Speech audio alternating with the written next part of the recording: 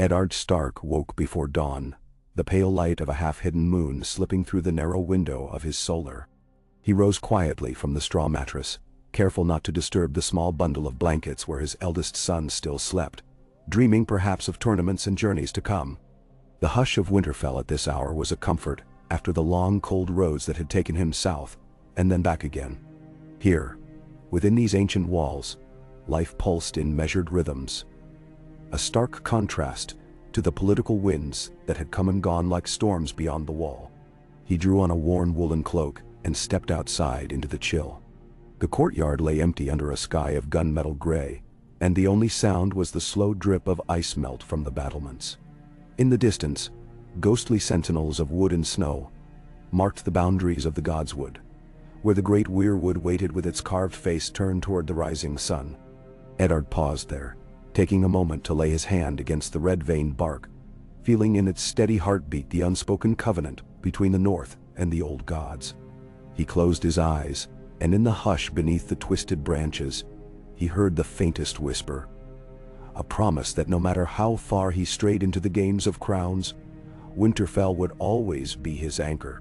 The door to the solar opened softly, and his wife, Catelyn, slipped out behind him. Her skirts brushed the stone floor in a muted whisper, and she offered him a small, wistful smile. "You could rest a little longer." She murmured, her breath misting in the cold air. "I slept on the road," he replied, turning to her with a gentle nod. "I prefer these woods to the inn's smoke and chatter." He scanned the quiet courtyard, noting the lack of a certain face. His old friend, Petyr Baelish, known as Littlefinger, who had once stepped from the shadows into Winterfell's life bearing silk and secrets. That friend's absence now marked a turning point in their fates. Catelyn's gaze followed his. "He did not arrive then." "No," Eddard said, his voice low. "Yesterday's courier brought word that the road to the neck is blocked by the autumn snows. There was no reaching me in time. And so, I have my daughter back, uninjured by his schemes, and the boy remains at my table, his mischief yet untested." He smiled, a wistful curve of lips that held both relief and regret. "And the hand that beckoned me to King's Landing stands empty, waiting no longer." They moved together through the pale dawn, leaving behind the hollow promise of courtly intrigue for the solid truth of home. Within the heart of Winterfell, life stirred. The smithy's bell rang out as the blacksmith stoked his forge, red embers glowing beneath the blow of bellows. A pair of stable hands led out a dappled mare for Sansa's lessons. North of the wall, the fierce wind howled, but here the walls offered sanctuary. Bran, stout and round-cheeked with bright eyes, clutched a wooden sword as he raced between overhead beams. Arya, fierce and headstrong, chased him with a stick sharpened to a point she swore was battle-ready. Rickon, younger still, trailed after them, his laughter a bright note in the morning air. Eddard paused at the top of the great stair, watching his children with a father's pride. There had been a time when he believed the shame of Robert's rebellion and the promise of recompense would draw him south, into the capital, to serve as Lord of the Realm's Hand. But without Littlefinger's subtle urgings, without the carefully folded letter, the whispered intrigues at court, he had never received that summons. Instead, he had remained here, more devoted more fully to his own, and the North prospered under his watchful eye. Catelyn touched his arm. "They grow day by day," she said softly. "Soon our halls will ring with more than their childish skirmishes." He smiled, brushing a stray lock of hair from her forehead. "I would not have it otherwise." He took her hand, and they descended the stair, stepping into the bustling life of the castle. Maester Luwin awaited them at the foot of the stairs, a parchment in hand, and a quill tucked into his belt. His graying hair was pulled back in neat tie, and his robes, though simple, bore the faint scent of lavender and ink. "My lord," he greeted with a bow. The ravens brought an urgent plea from the wall.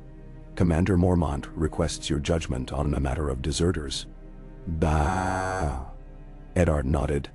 "We will speak of it presently," he answered. "Another summons. Another need to mediate between the harsh letter of the law and the chafed hearts of young men eager to serve. First, I must see Lord Rickard's heir through his training. The maester inclined his head and moved aside, allowing Eddard and Catelyn to enter the practice yard.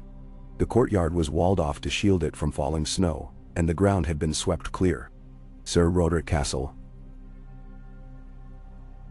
the master-at-arms, stood with his broad shoulders squared, overseeing Bran's clumsy thrusts and Arya's cunning parries. A new girl had been sent from White Harbor to join the household staff, her hair a tangle of curls, her eyes wide as she took in the sight of noble-born children practicing swordplay. Eddard approached. "Sir Roderick," he called, and the old warrior glanced up. His beard was shot with gray, his arms still as strong as ever. "How do they fare?" Sir Roderick smiled beneath his whiskers. "Bran's arm strikes true enough, though his footwork betrays him. Arya, as always, turns it into a dance. The both of them have spirit." "Done?"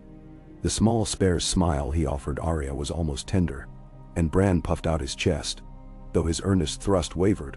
Catelyn moved to her daughter's side, straightening her grip on the wooden sword. "Control your stance, bend your knees." She demonstrated, and Arya watched her mother's example, mimicking her posture. Eddard leaned against the cold stone wall, watching. Without Littlefinger's arrival, he had avoided the web of deceit that had once ensnared Ned Stark upon his first journey south. He had never discovered Cersei's secret, and Robert had been spared the fury that would have come when he learned of his wife's betrayal. But he also had not won Robert's favor as hand, instead remaining here at Winterfell, far from the gilded halls of King's Landing, but close to the truth of his own blood and vines. After the lesson, Ned and Catelyn walked the battlements, the wind slicing through the thick cloaks. Below, the rookery cawed with protest, and the first messenger rook flapped anxiously before settling on a perch. Its message, an urgent sealed scroll, would soon bear a raven's flight back to the wall, or perhaps to King's Landing if it could elude the snows. The fields beyond Winterfell lay fallow now, the last harvest tucked into storehouses against the coming winter. Eddard thought of the Starks who had come before him, the long line of lords who had kept the north aligned beneath the azure sun of House Stark, and he felt the weight of their honor on his shoulders. The courier arrived soon after, boots crunching on the battlements, his red cloak dusted white. He knelt, offering Eddard the scroll. "Winterfell," he said, voice tight with cold. "We bring word. The Ironborn have been sighted off the western shores, 3 longships stripped of their sails. They mean to raid the northern coast." Eddard's eyes narrowed. Raiders were nothing new to the north. The Greyjoys had raided the west long before his father's time. But raiders emboldened by weakness could strike far inland. "Tell Sir Roderick to muster our forces at dusk," he ordered. The news of Ironborn ships was cause enough to rouse men to arms, and Sir Roderick would need time to gather the watch and levies. Catelyn placed a hand on his arm. "Shall I see the children escorted to safety?" He looked toward the slender tower where Sansa was learning her first needlework, bright threads strewn across a low table. "Perhaps," he said. "When all is set, send them to the holdfast where the walls are thickest. They will learn little today but fear.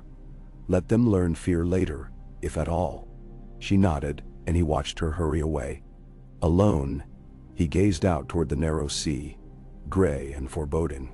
The north was his to defend, from roving wildlings to the lords whose loyalties wavered like leaves in autumn wind.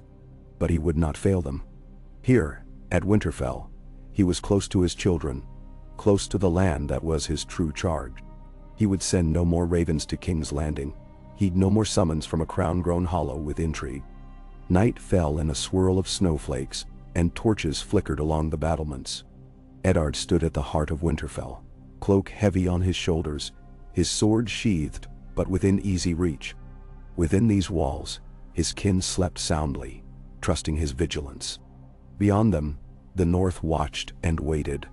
In the quiet, his thoughts drifted to the road not taken.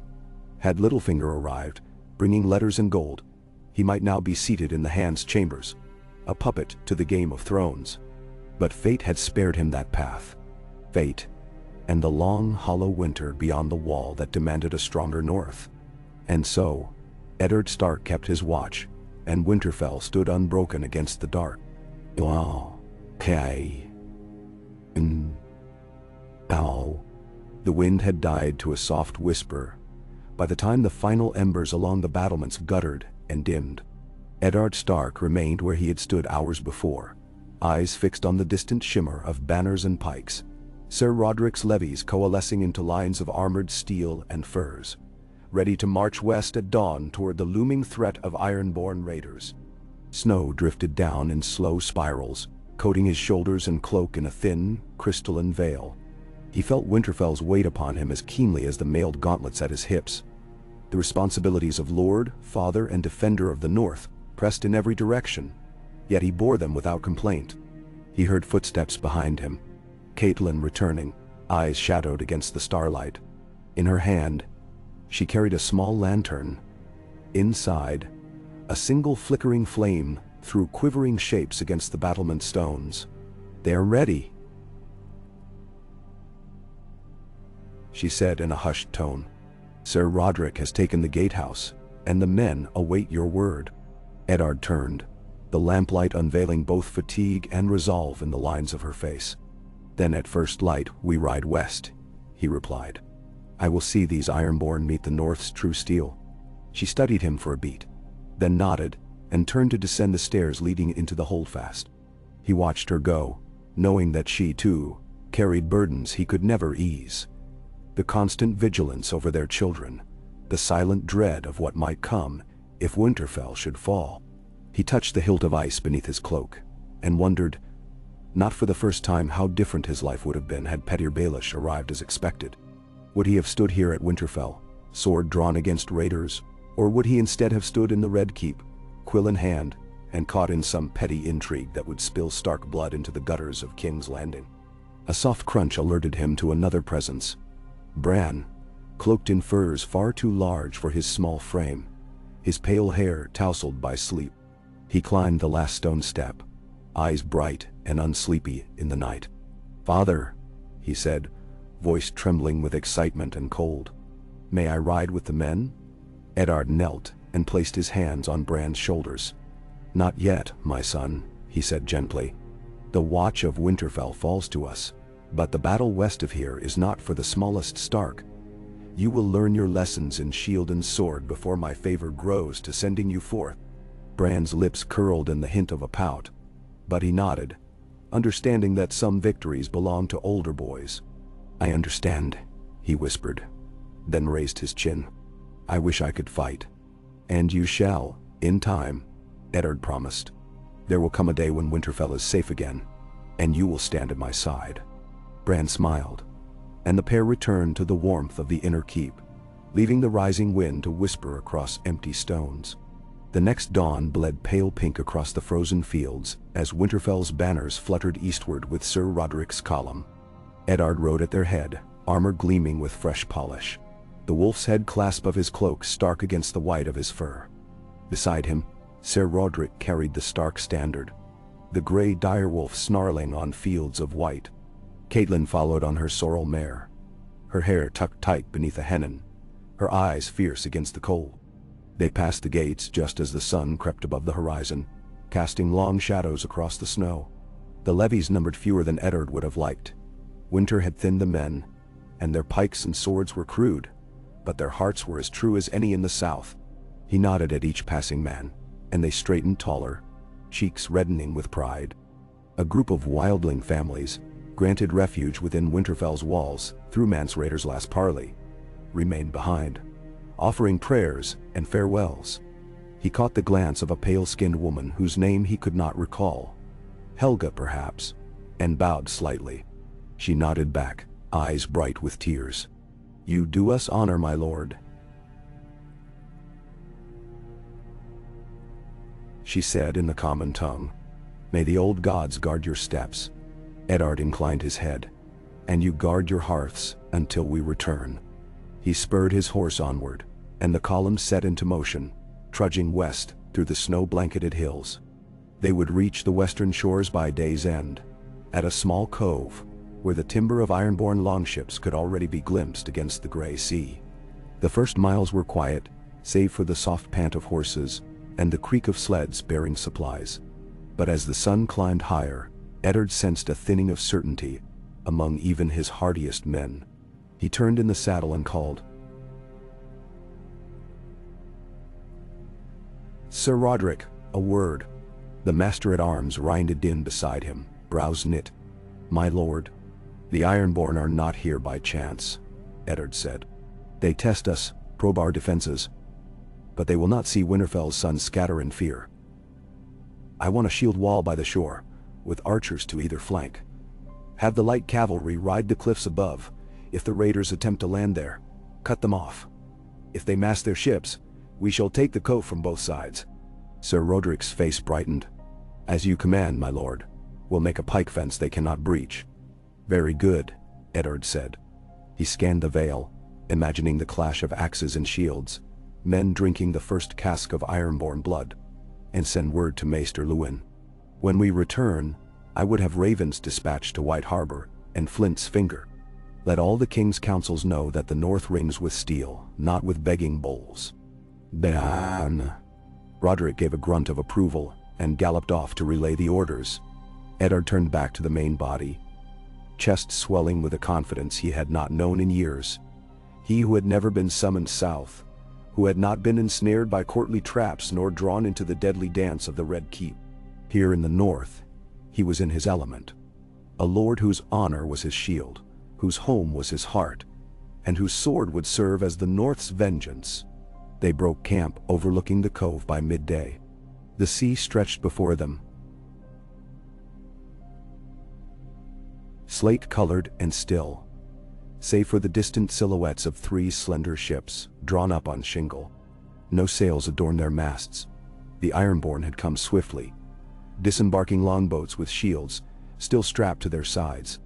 A few advance raiders darted among the boulders, examining potential landing points. Eddard dismounted and strode to the cliff's edge, breath pluming in the cold air. Below, men laid pikes in the shallows, angling them toward the beach. Archers took position on the dunes beyond, knocking arrows against the sun. He felt the surge of anticipation that came before battle, a mixture of awe and dread, sharpened by the knowledge that these men he commanded would either prove his honor true or cost him sons and nephews he would never see again. Beside him, Sir Roderick watched with fierce pride. "They won't know what hit them," he said, voice low. "Ironborn fools think they can raid an empty vale. They'll find instead a wall of steel." Eddard studied the quiet ships, wary of any trick. "Have the light horse circle to the headlands at my signal. I want to cut off any escape." He tested his sword's weight at his side. "When I ride down, follow. Leave none standing." Roderick's eyes gleamed. "Aye, my lord." Eddard turned to the archers. "Hold your fire until they cross that line." He pointed to a stretch of white foam marking the breakers. "Once they've set foot on shore, rain the hail of arrows down. Then, close like a winter's gale. Bend us out." A cheer rose among the bowmen. Eddard felt the certainty of counsel and camaraderie he had lost in King's Landing's shadow. No merchant's purse or whispered rumor swayed him here. The old gods guided him, the north followed him, and within his grasp lay the chance to prove that honor still held meaning in a world grown cold. He waited. A sudden breeze from the sea cut through the vale, and on its breath came the low war cry of the Ironborn, a harsh, raucous bellow of axes. "Now!" Eddard roared. Below, the first longship gave a great shove, slipping backward into the water. The raiders pushed off in their longboats, shields held high, oars flashing. They rowed in tight formation toward the beach. Dozens of them, cloaked in furs, bearded, faces painted in the black-on-white patterns of salt and spray. Their cries grew louder, wild and defiant. "Archers!" Eddard cried. "Loosen!" At the signal, a storm of arrows launched from the dunes, dark streaks slitting the pale air. Feathers drifted like snow as shafts buried themselves in shields and armor. Growls of pain and surprise erupted below, and the Ironborn rowers hesitated, blades raised to protect their brows. "Pike!" Eddard thundered. "Hold steady!" The footmen closed the gaps, the heads of their spears emerging from the shallows.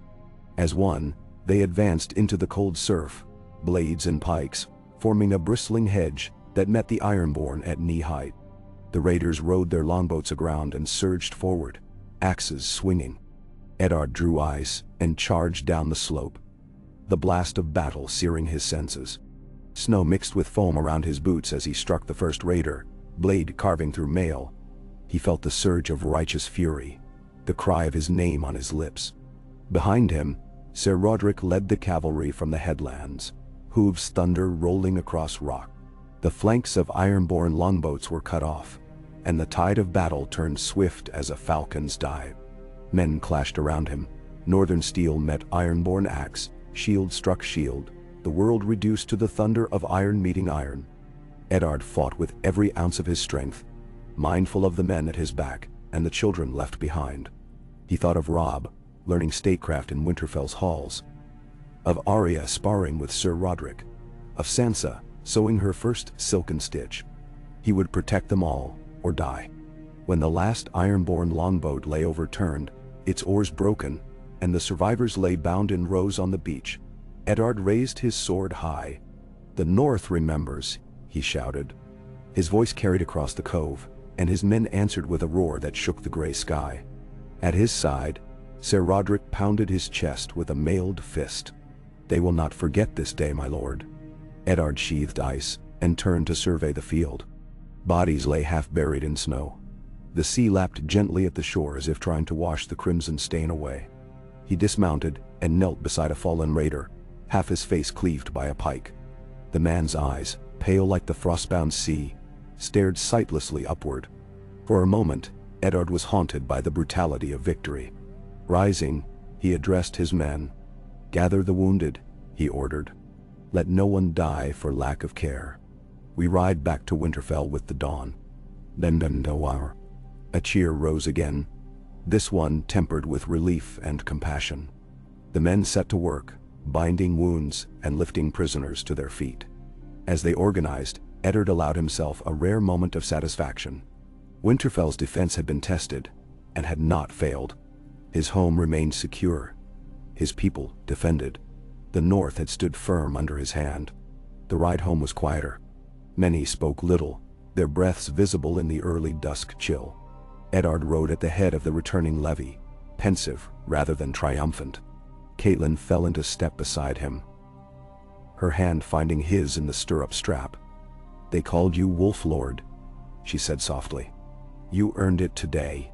He inclined his head. "We earned it, Winterfell's sons and daughters, bound by duty and honor." She studied him, the firelight in the setting sun painting her features in shades of gold and ash. "You have kept them safe," she said. "Now let us return to them." His gaze drifted northward toward the distant towers, their windows aglow. "Yes," he answered. "There are children to comfort, letters to send, and a land to tend. Tomorrow, the ravens will fly once more, not as pleas for aid, but as news of Ironborn wrath repelled." Then as they rode through the gates of Winterfell, the watchers on the battlements cheered.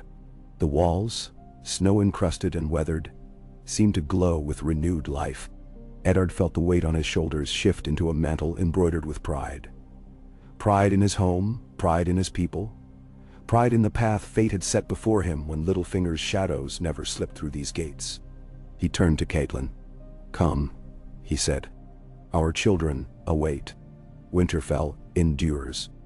Da. Together, they walked into the warmth of the great hall, the thrum of hearth and laughter enfolding them. And so the North remembered. Its Wolf Lord, its honor, its unbroken will against the wind and the sea. The Game of Thrones lay far to the south, in gilded halls and painted masks. Here, in the frozen heart of the North, truth remained simple. A lord's duty to his kin, the steel in his hand, and the unyielding walls of home. O-A-O-D. Dawn's pale light crept over Winterfell's broken battlements as Eddard Stark surveyed the aftermath of the skirmish. Prisoners knelt in the snowbound cove, hands bound with coarse rope, their iron-green cloaks muddied by sand and blood. The Northmen moved among them, some urging wounded raiders toward crude stretchers, others stripping swords and shields for the smithy's forge. In the distance, the sea churned, indifferent to the small triumph of men on its shore. Eddard descended the rise and strode toward the prisoners, catching Catelyn's hand as she followed at his side. She wore her furs close, her eyes bright with the triumph he had earned, but her heart was tempered by mercy, the same mercy that he had survived, and for which so many others would have perished in King's Landing's pitiless courts. "Bring their chieftain," Eddard said, voice low. "I wish to question him before we ride for home." A patrolman nodded and propelled a burden forward. A squat, broad-shouldered ironborn whose one good eye glittered with defiance. His beard was russet-stained with spray and rust, and the leather braces across his chest bore the clipped emblem of House Greyjoy. "Eddard Stark," the Northern Lord intoned as he addressed the captive. "You and your men came to raid the lands of the North, yet you did not find merchants or small folk, but shields and spears. Why?" The prisoner spat into the snow. "The salt demands its dues," he growled. "The sea gives life, and we repay it with steel. A feast of coin, a handful of cattle, that is all an ironborn craves." Eddard's gaze was hard. "Your feast would leave widows here. You would send mothers and children to the cold. Yet you argue, the sea gives life. It also takes it, as will the gods when they judge your deeds." "Beowall." The Ironborn's lip curled. "The sea claims what it will. You cannot blink your stone eyes at that truth." Catelyn stepped forward. "Nor can we stand idle while storms wash away the innocent." She glanced at the veteran watching ranks and half-hidden fear behind his bravado. "You will teach your son that justice matters." He scowled. "I have no son." But House Greyjoy does," Eddard said. "Your rovers will be bound to Hall of Faces before we return south. There, they will labor in the mines and feed the smithies, help heal the wounds you have inflicted." He turned, signaling his men. "Lay their weapons before them. They may finish the labor they began." The Ironborn chieftain snarled, but the Northmen closed in, stripping the Greyjoys bare of helm and hauberk, until only their brittle steel lay in the drift. Sullen, they knelt as Eddard mounted and surveyed the line of chained prisoners. Behind him, the dawn sun smoldered orange on the horizon, as if Winterfell itself burned with that light. "Let them march," Eddard ordered. "My brother's keep will house you until the summer thaw. Then, you will dig the channels that bring fresh water to our fields." A surge of murmur rose from the captives. "Dig," Eddard repeated. "For wages they will earn, wages paid in food and shelter. Fail, and the old gods themselves will claim your soul for winter's cold." With that, the patrols hauled the warriors upright and set them moving toward the south gate. Eddard followed on horseback, Catelyn riding in silence beside him. Beneath the gray furs of her cloak, her hand gripped the pommel of her horse's saddle. Though victorious, she wore a furrowed calm. The cost of mercy weighed heavy against the ease of death.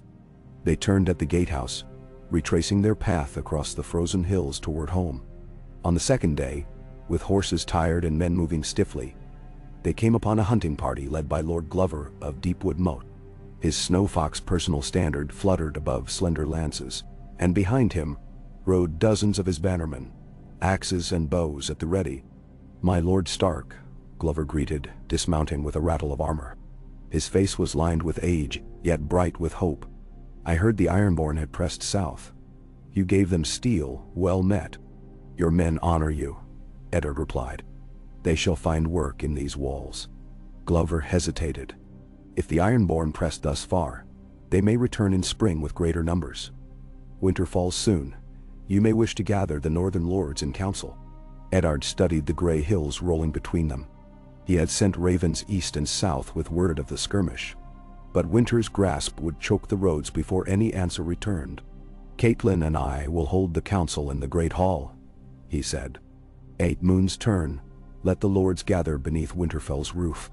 Glover's gaze flicked to Catelyn, her jaw set beneath mother of dragons-like furs. He bowed. "I will ride at once, my lady." "My thanks, Lord Glover," Catelyn said. "Winter needs your eyes upon the sea." They rejoined the column, and rode on until the familiar walls of Winterfell emerged above the hull of pines. There, Banners snapped in the wind, welcoming home the levy that had tasted blood for the north. Men who had known only obedience beamed to return as victors, and the maester's rookery squawked with the arrival of new messages. Within the great hall, a fire roared beneath the roof's highest rafters. Tapestries of ancient hunts and direwolf sigils shuddered in the draughts, and the long table was set for the feast of Thanksgiving. Ursine meat, thick loaves of barley bread, barrels of honeyed ale. Children peered from behind benches, delighted that their father had returned alive. Sansa knelt at her prayer bench, weaving a tapestry of wolves howling beneath the moon. Arya leaned on her elbows at Catelyn's side, methinks absent-mindedly sketching designs of arms and armor. Bran's eyes sparkled as he recounted the clash of steel at their gates. Rickon nestled in Maester Luwin's lap, asking if the raiders' shackles clicked like ice upon a branch. Eddard stood at the dais, head bowed between Catelyn and Sir Roderick. When he straightened, his voice rang like iron. "We give thanks to the old gods for this mercy. Winter has yet to claim its grip, and we have met those who would see our hearths smolder amid the snow. Let the North know, Winterfell stands. Our people are safe. We keep our oaths, and we shall keep this realm united." A thunder of cheers rose, cups were raised, and the feast began. Eddard sat, and his children clustered near him. Sansa's small hand pressed against his armored forearm, and he felt the warmth of her devotion. Arya passed a platter of salted venison, her grin fierce yet tender. Bran recounted every detail of battle, each cut, each shout, each flash of steel, until Eddard wished for him to sleep 100 years just to rest his young bones. Rickon, oblivious to the larger tides of history, simply wanted 2 slices of bread and the largest figure of cheese he could hold. The revelry lasted past moonfall. When the feast dwindled and the echoes of singing died, Catelyn and Eddard walked the empty hall hand in hand. The embers in the hearth glowed like coals of memory, and dead torches lay still under the rafters. "You held fast," Catelyn whispered, her brow shadowed by torchlight. "You kept the North safe." Eddard smiled, placing a gentle kiss on her temple. "Your counsel steadied me. Without you, I would have been a lord adrift." She leaned into him, and for a moment, the weight of lordship fell silent between them.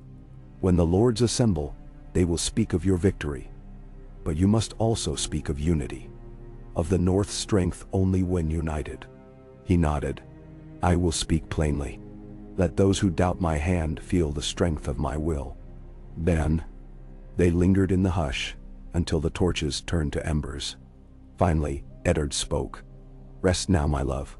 Tomorrow, we prepare for winter's council." She sighed against his shoulder. "And I would have it no other way." The moon waned, and snow drifted thick between the trunks of the godswood.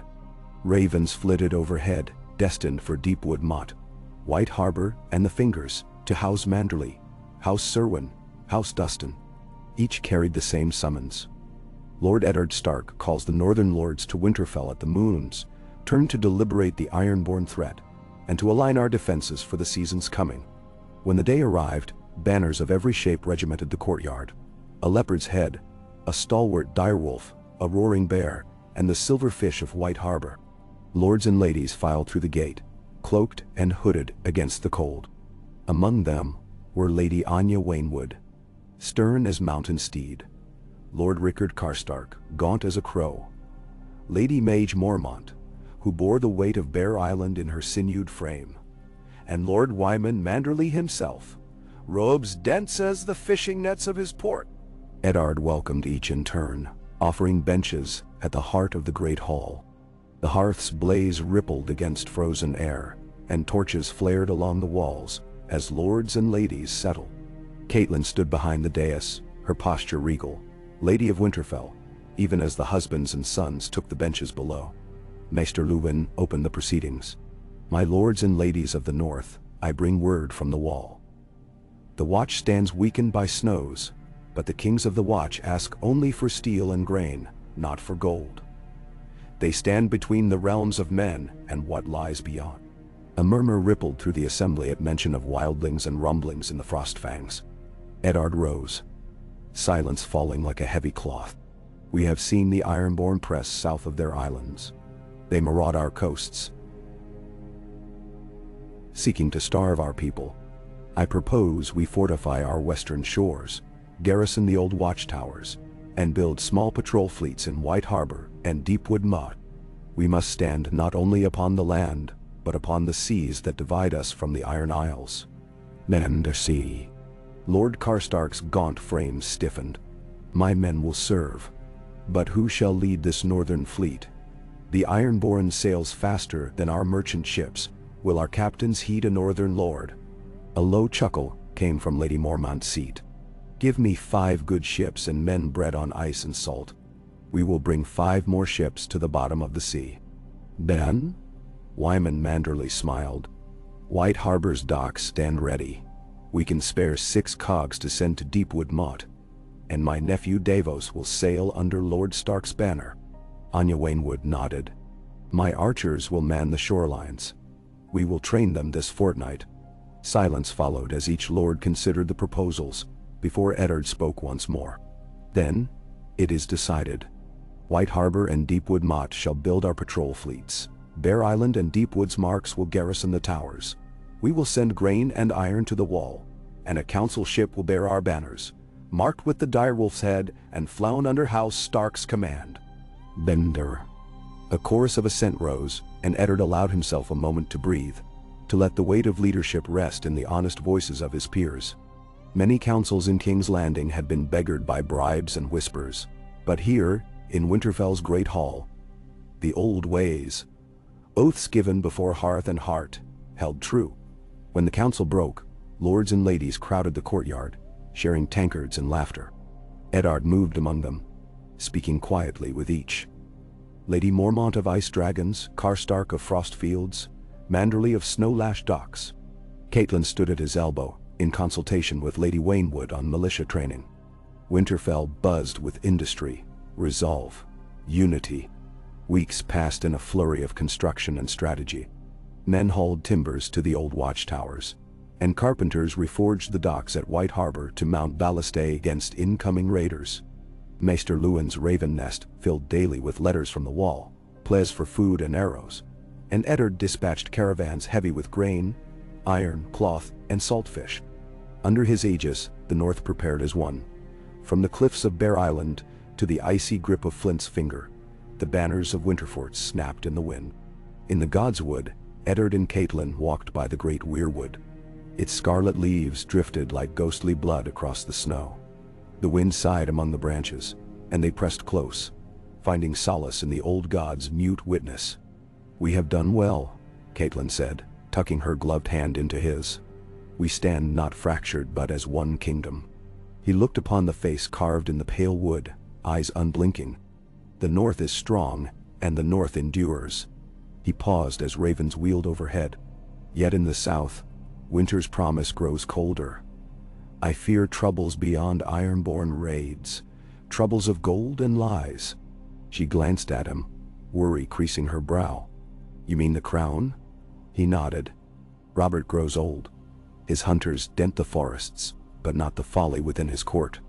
Without my voice there, his reign may founder on intrigue." "Nan?" Catelyn clasped his arm. "You chose Winterfell's hearth over King's Landing's throne. You choose your home, your children. Do not regret it." He drew her close. "I will not, but I will not abandon them to the South's rot.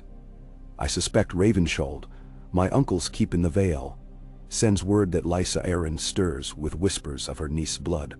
She shivered. "Then our children would be pawns once more." At least here," he said, voice steady. "They stand behind walls of ice and stone. They learn honor, not courtly guile." Now, they stood in the still light, the bone-silent hush of the Godswood, broken only by the creak of ancient limbs. Beneath the great weirwood's gaze, father and mother pledged their oaths anew.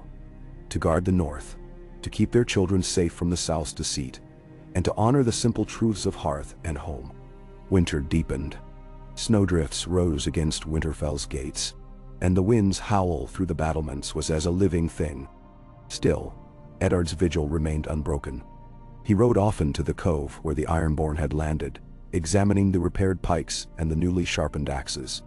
He inspected garrisons at the watchtowers, sampling the salt-laden rations dispatched to the wall. And he spent long hours in the hall with his officer captains, tuning the patrol route. Yet amid the steady drum of winter preparations, his children grew and prospered. Robb, now 14, oversaw an evening drill of the Stark men-at-arms, iron in hand, his voice firm as any commander's. Sansa's needlework graced pillows and tapestries, her art earning praise even from stern Lady Waynwood. Arya practiced swordplay with more refined technique, though her spirit remained wild as the pines. Bran learned the lore of the weirwood trees from old Maester Luwin, his eyes gleaming with every new tale of heroes past. Rickon, still the smallest, pestered his siblings and servants alike, but Eddard caught himself smiling at the boy's bright courage. One evening, after a council by torchlight, Eddard paused in the hall's antechamber. A trio of small wooden boxes sat on a table near the door, gifts delivered from the Vale. Runes carved into the lids bore Lord John Royce's seal. Catelyn arrived, her cheeks flushed from the fire's heat. "What news?" she asked. He motioned her inside. "Another gift from the Vale. From an old friend, or so he claims." She opened the nearest box. Inside lay a lock of auburn hair bound with blue ribbon and a note in unfamiliar hand. "The North remembers its debts. When winter's breath is sharpest, true allies are all that stand between you and ruin. I stand ready." Catelyn's eyes narrowed. "John Royce claims he will support your rule. Yet you hold only Winterfell, not the hand of the king." Eddard frowned. "Yes. A cryptic pledge not uncommon at court. Mercy and threats wielded with equal measure." He laid a reassuring hand on her arm.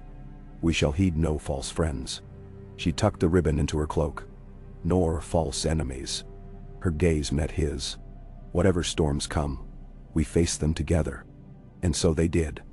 Together, beneath Winterfell's eaves, in the glow of hearth and the shadow of the great weirwood. Though ironborn longships still pressed the coasts each spring, and though the wall's ravens bore ever more troubling counsel, Eddard Stark remained steadfast. He who had never tasted the Red Keep's poisoned wine instead tasted the clear air of home, a flavor stronger than any gilded throne.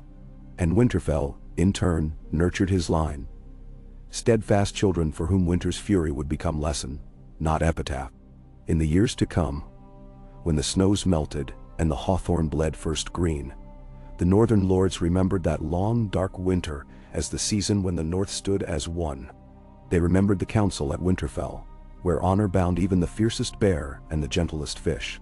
They remembered the raids that never reached their hearths, the wall that never fell, and the lord who chose to serve his blood and soil rather than a crown's hollow promise. And when at last the iron-green sails fled the horizon, when the wall stood unbroken against the wildings, and when the summer's sun thawed the fiercest heart, the song of the North rose in chorus. Eddard Stark, the Wolf Lord who kept Winterfell's flame alive, the guardian of hearth and home, whose sword repelled the sea's wrath and whose oath held the realm together. In the fireside tales and the hush of God's wood prayers, his name endured as long as the icebound winds and as deep as the roots of the weirwood itself. And through every age to come, the North remembered. We. In the weeks that followed, winter's grip tightened on the North. Snow lay heavy on the ramparts, and the only color in the courtyard came from the bright cloaks of the sentries and the banners of Winterfell snapping against the white sky. Yet inside, the bustle of preparation and council never ceased. Eddard Stark moved through his halls like a mountain among arrows, steady, unyielding, his every word carrying the weight of his house and the promise of its protection.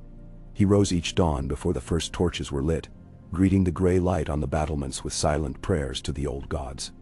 Often, Catelyn accompanied him, her breath misting in the air as she laid a hand upon the smooth stone of the parapet.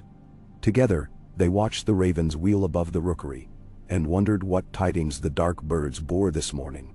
More grain for the wall, more reports of clans gathering in the Frostfangs, more rumors of plotting in the south. Inside the castle, Robb had taken on the mantle of young lord under Eddard's tutelage. The heir had grown lank and tall, his shoulders filling out in the months since the Ironborn raid.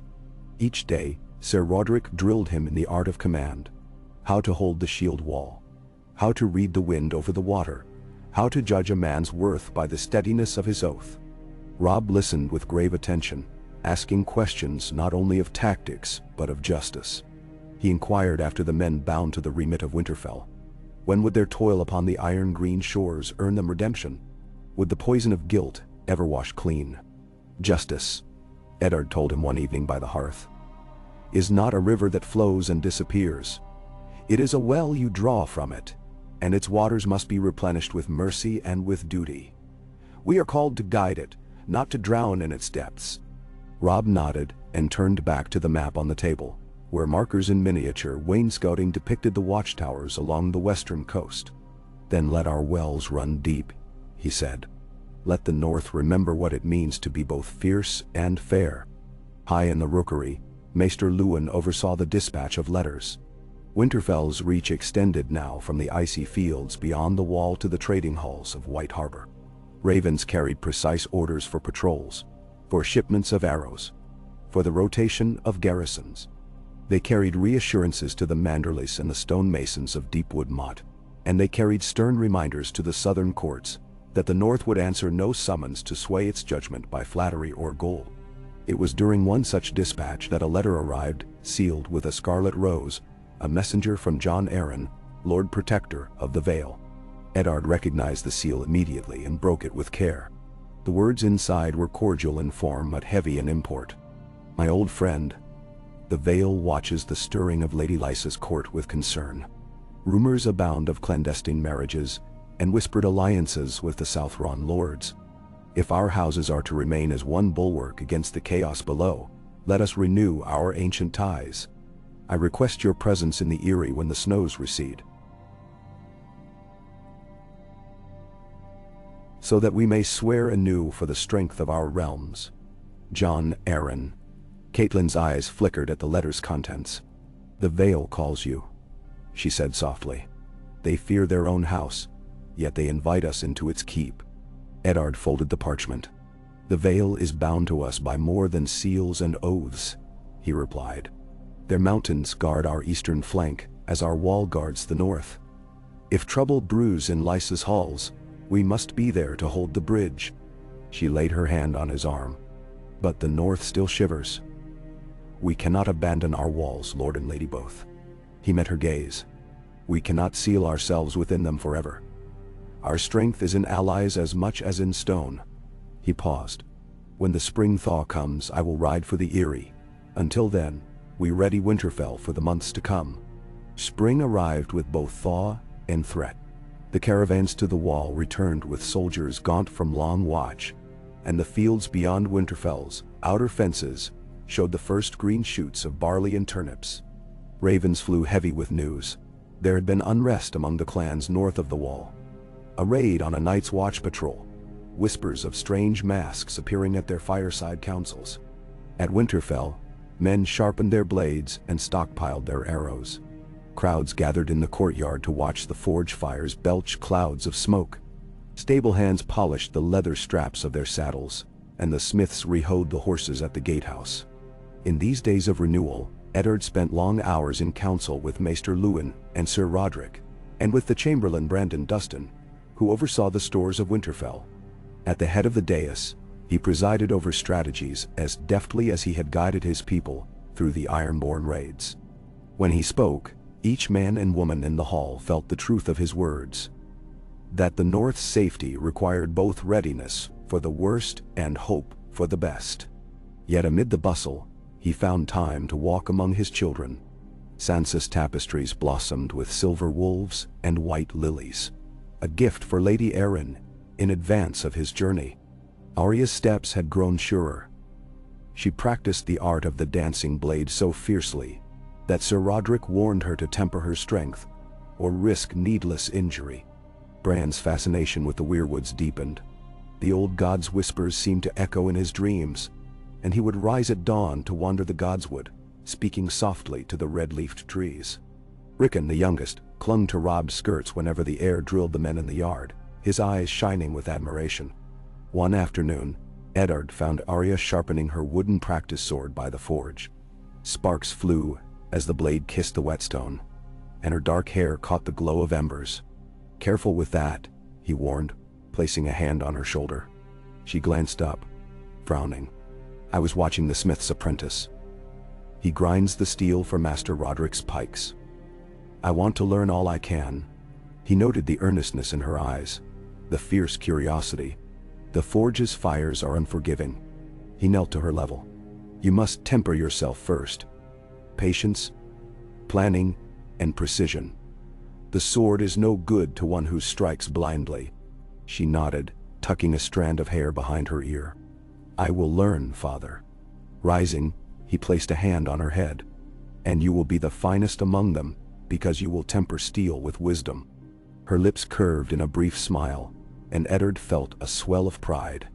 He thought again of Littlefinger's absence, that twist of fate that had kept him from the courts of King's Landing and anchored him here, among the ancient stones and blood-bound oaths. Here, in Winterfell, he could teach his children what he had learned. That power without honor was hollow, and that loyalty was a shield stronger than any blade.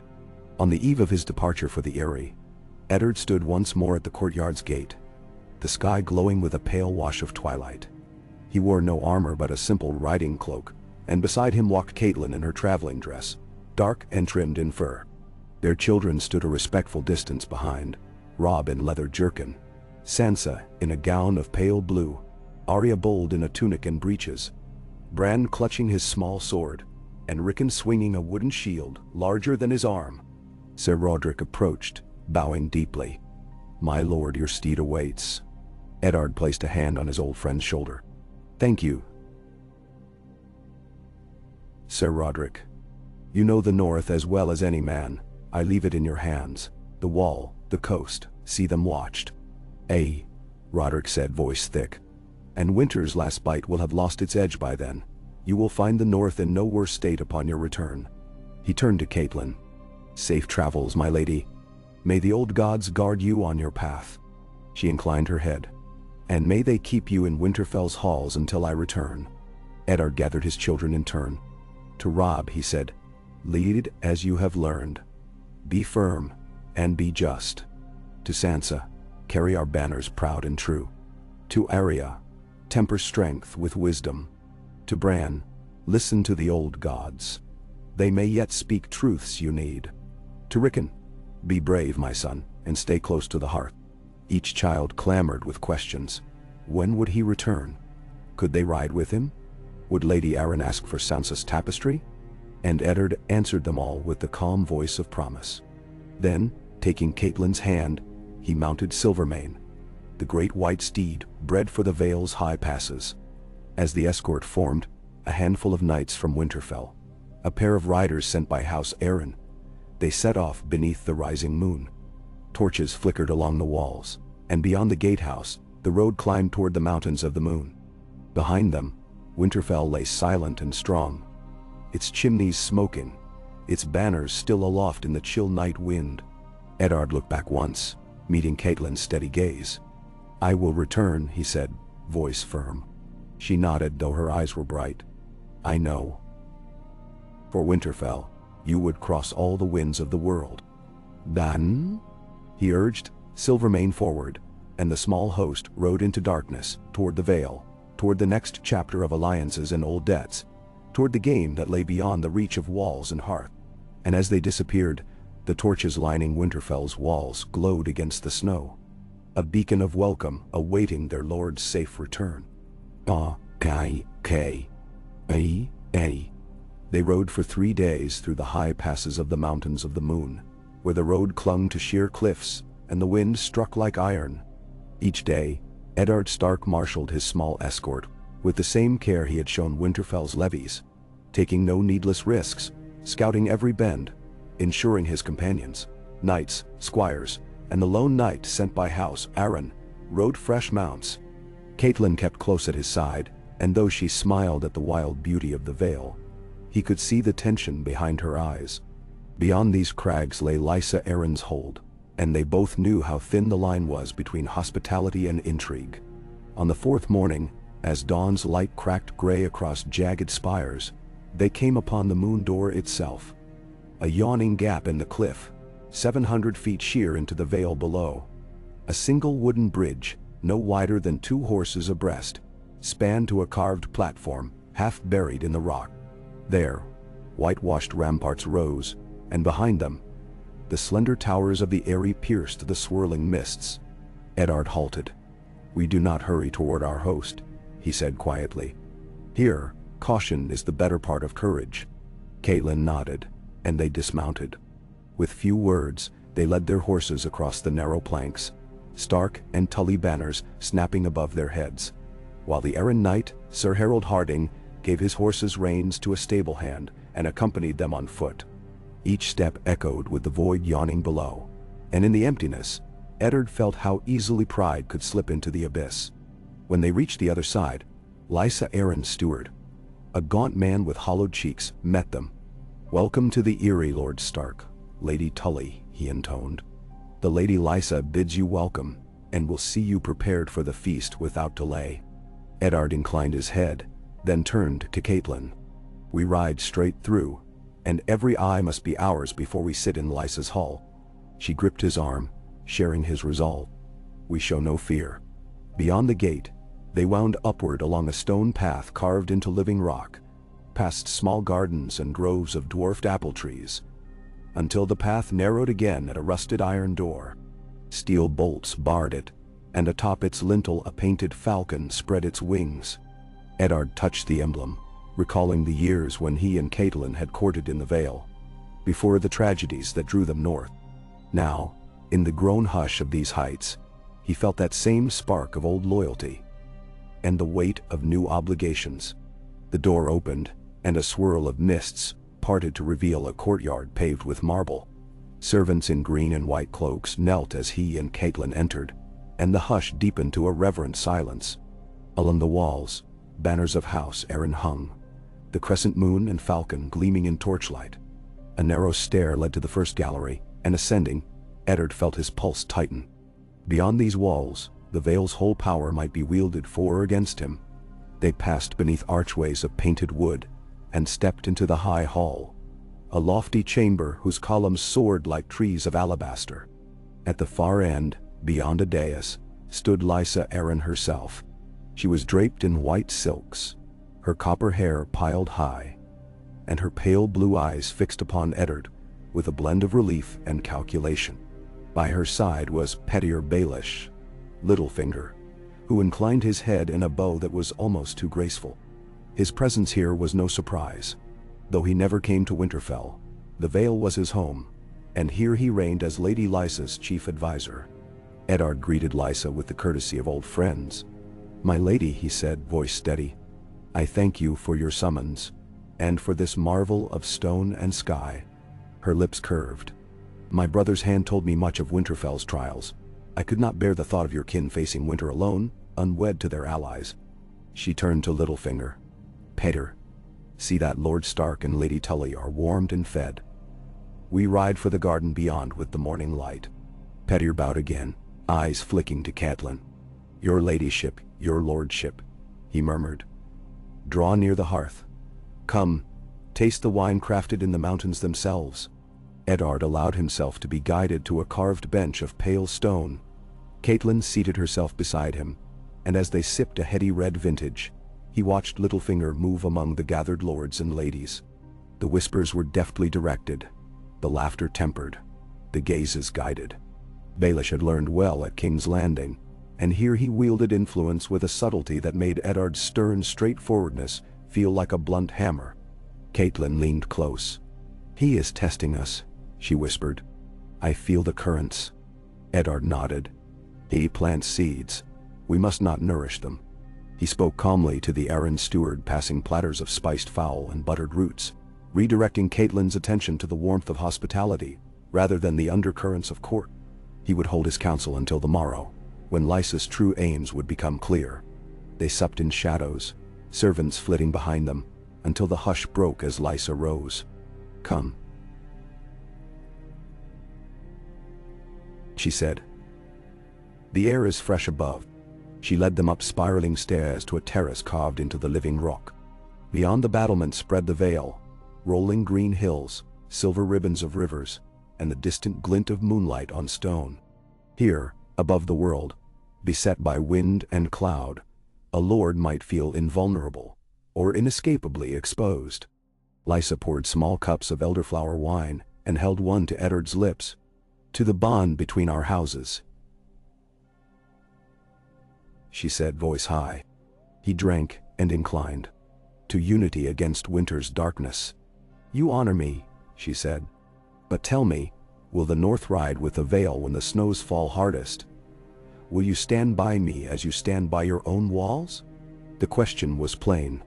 Eddard met her eyes in the dim light. "As the North stands guard on its wall, so will the Vale watch its passes. Our bond is our bulwark." Littlefinger's voice drifted forward, silky. "A noble vow, my lord, and one I would see written in ink and blood." He drew a small knife from his belt, its steel black and glinting. "A drop of blood, and our pact shall be sealed." Catelyn's hand went to the hilt at her side. Eddard's gaze narrowed. "I prefer my oaths to rest upon honor, not the blade." He would not allow needless rites to cloud the pact. Lysa's smile flickered. "Then so be it. Let our word suffice." She clapped her hands, and the tension lifted as though a storm passed. "Come, tomorrow we ride to the Bloody Gate. You will meet my brother Robin, and see for yourself how well the Vale's defenses hold." That night, Eddard and Catelyn slept in adjoining chambers carved from the living rock. The wind moaned around the halls, and moonlight fell through arrow slits and pale beams. Before the hearth lay a scrap of creased parchment, a note in Littlefinger's hand that read, "Trust no face but those you know." Beneath it, pressed between the lines, lay a single black crow's feather. Catelyn found it when she entered his room at midnight. Eddard sat by the hearth, staring at the curling smoke. She laid a hand on his shoulder. "He fears you," she said. "And so he warns you against himself." Eddard took the feather and studied its barbs. "He is skilled at shadows," he said slowly. "But we hold the light." She knelt beside him. "We must not lose sight of what brings us here. Alliance, not suspicion. If Lysa fears for her house, let us reassure her by deeds, not threats." He nodded, folding the feather into the note. "At dawn we ride."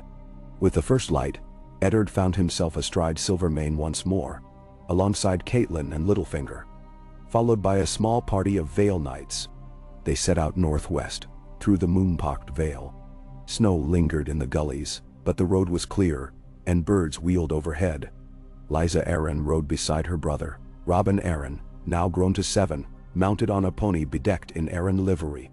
He wore a falcon hilt on his belt, and looked every inch the heir of the Vale. "My brother," Lysa introduced with a hint of pride. "Robin, meet Lord Stark and Lady Tully." Robin inclined solemnly, gaze wide. "Lord Stark," he said. "You are welcome." Eddard nodded and smiled at the boy.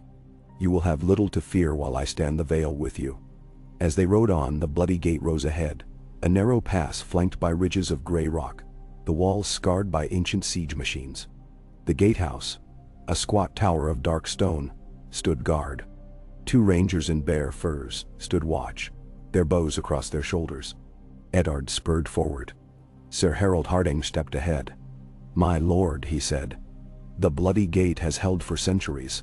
No ironborn longships can reach it, and even wildlings dare not pass it lightly."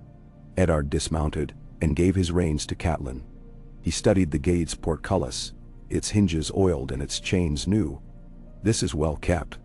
He tested a small carving in the gatepost, a falcon's footprint worn smooth. "But tell me, have any men been posted above the cliff paths?" Lysa frowned. "Pettier assures me the paths are impassable in winter." He turned to the steward at her side. "I would have a small patrol sent tonight," he said. 3 dozen men at least, to scout the mountain trails. Wolves cross where kites say they cannot. The steward hesitated, eyes dim. "Lady Lysa's orders." "He trusts my counsel," Eddard said, voice cold. "Lady Arryn, we stand or fall as one. Let us safeguard every pass." She glanced at Littlefinger, and for a moment, his face was unreadable in the morning light. Then she nodded. "So be it." She turned to the steward. "Send the patrol at once." Eddard inclined his head. In that moment, the Val's defenses grew stronger, and Littlefinger's plot, hidden in the bright halls of the Eyrie, lost some of its wind.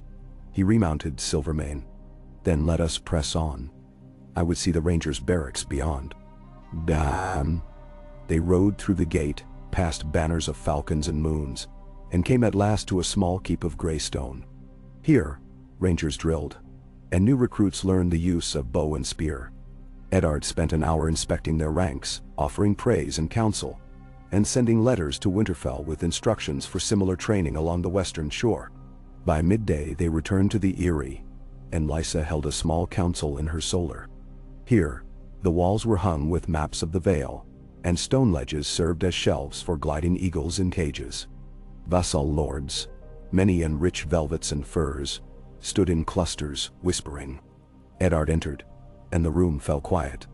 My lords, Lysa began. We have the North's support, and my brother's knights hold the bloody gate. We must now secure our southern flank. She gestured to Eddard. Lord Stark has kindly offered to dispatch watchers upon every ridge. Eddard stepped forward. I will send men to the gatehouse at Castlewood, and to the pass at Hell's Gate. We will station scouts in the foothills, and archers in hidden towers. Should any foe attempt to cross, we will know it by the flutter of a furling banner. Nemdenander. A murmur of approval rose. Petyr Baelish offered a smile that did not reach his eyes. The North remembers, he said softly, echoing Stark's earlier cry. Catelyn rose to her feet. And the Vale recollects that no house stands alone. She swept her gaze across the gathered lords. We are bound by oaths older than any season, by kinship thicker than blood, and by the knowledge that winter comes for us all. A cry of, "Hear, hear," went up, and the council broke as knights and lords exchanged vows and pledges. In the months that followed, the Vale stood vigilant. Patrols along every track, watchfires kindled on ridges, ravens carrying nightly dispatches between Eyrie and Winterfell. Littlefinger's webs of intrigue slowly frayed, even in his own home, as the combined strength of Stark and Arryn removed his ability to threaten from the shadows. Eddard wrote long letters to Maester Luwin. The Vale was at peace, the western shore secure, the walls stabilized by fresh supplies. He pressed his hand to the weirwood's bark in every letter, invoking the old god's witness. At last, the snows began to melt, and the green came back to the hills. The paths were once more clear, and Eddard readied to ride south toward Winterfell. In the Erie's courtyard he bid farewell to Lysa and Robin, to Sir Harold, and to Petyr Baelish, whose farewell bow was as smooth and inscrutable as ever. You have my oath, Eddard told Lysa, and my gratitude. She clasped his forearm. Ride with our blessing, friend of my house. He turned to Littlefinger. May your counsel be a shield, not a dagger. Petyr inclined once more. For the North and the Vale, bound in winter's name. Then he was gone, melting into the halls. Catelyn settled into the saddle. Eddard looked northward, toward the peaks, and toward their home that waited beyond the snows. Winterfell welcomes us, he said. She smiled. And we shall return to walls that stand stronger than when we left. They rode down the winding path, the Eyrie fading into mist above them. Behind them lay the Vale's winter vigil. Before them, the long road home and the warmth of hearth and kin. And in Eddard's heart, he carried the proof that honor bound even the highest towers, that simple truths, oaths kept, lies unspoken, could hold a realm together against the fiercest storms. The Game of Thrones still awaited in the courts below. But for now, the North and the Vale rode as one beneath the rising sun. Okay. And the party's return to Winterfell was greeted as the renown of spring's first thaw. A long-anticipated miracle after the clutch of winter's hand. As Eddard rode beneath the portcullis, banners snapping in the soft breeze, the courtyard thrummed with life once more. Robb, mounted atop his own steed, rode out to meet his father. Sansa and Arya stood at the battlements, their faces alight. Bran waved from his window, and even little Rickon danced at the gate, urging the stable hands to hurry so he could greet his lord father. Eddard dismounted and embraced each of his children in turn. He felt Catelyn's hand rest upon his back, grounding him after the dizzy heights of the Eyrie. Welcome home, she whispered. And in that moment the halls of Winterfell felt like the only true kingdom that mattered. That night, the great hall glowed with torchlight. A feast was laid out again. Roasted plover,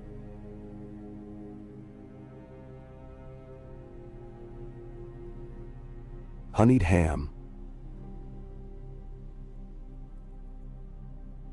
spring lamb in herb crust, bowls of wilted greens from the first of the season, and loaves of bread still warm in the center of the table. Maester Luwin presided over the ravens, sending news to the wall and to the outlying keeps. Among the assembled lords of the north, Karstark, Glover, Manderley, there was laughter at Robb's tall tales of the Vale's mountain paths, and good-natured teasing of Arya's insistence on sparring first with Lady Lysa's knights, and of Sansa's delicate tapestries, whose silken threads glowed like captured moonlight. When the ale had been drained from the flagons and the last of the meat carried away by silver-held serving girls, Eddard rose from the dais. Candles flickered against the carved wooden wolf heads along the high bench. He drew a deep breath, heavy with the warmth of kin and the weight of leadership. "My lords," he began, voice clear and firm, "the North stands at its strongest with unity like this. We have weathered iron-born blades and stone's cold heights, and the Vale is pledged to guard our eastern flank. Yet new dangers stir beyond our walls. The wall still demands our steel and our grain. The wildlings grow restless north of the Frostfangs, and I have heard troubling whispers." A hush fell. Even the crackle of torch flames seemed a hush compared to the roar of winter's storms they had just endured. He let the silence stretch before he continued. "My eldest son shall soon take his place overseeing the patrols along the western shore. My daughters shall marshal the ladies and households of Winterfell, that none may be left wanting in these long days of spring. And as for me, I ride to the wall in 3 days' time to see that our vows there are fulfilled." At this, the hall broke into renewed applause. Robb beat his fist on the table until horns rang. Sansa dabbed at tears of pride. Arya punched the air and let out a bright shout. Bran and Rickon danced about in a circle until the serving boys had to usher them down from the dais.